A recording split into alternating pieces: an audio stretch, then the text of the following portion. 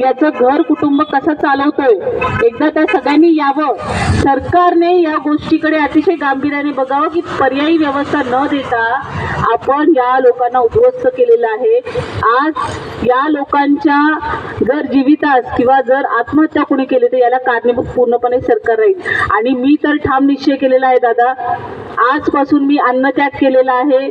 जोपर्यंत मला या सर्व प्रश्नांची उत्तरं भेटत नाही तोपर्यंत मी उपोषण सोडणार नाही आणि इथूनही हलणार नाही. आज माझा जो घरात गुपचूप रडत बसलेला माझा माणूस आहे, माझं कुटुंब आहे, माझं गाव आहे, त्या गावाला आवाज तयार करणारा मीच आहे. आज संविधानाने जी आम्हाला ताकद दिली, घटनेनं आम्हाला जी ताकद दिली, त्या अहिल्याबाई होळकर, सावित्रीबाई फुले, महात्मा फुले, डॉक्टर बाबासाहेब आंबेडकर, छत्रपती शिवाजी महाराज, माता रमाई, माता जिजाऊ यांचा आशीर्वाद आमच्या पाठीमागे आहे. सत्यासाठी आम्ही लढणार, आम्ही ही लढाई चालू ठेवणार.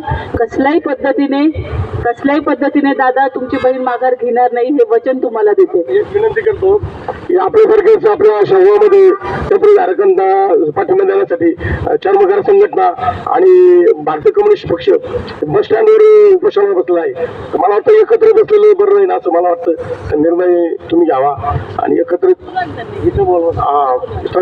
चला हो, कारण तेही आपलेच बांधव आहेत. आपण त्यांच्यासाठीच आपण बांधतोय.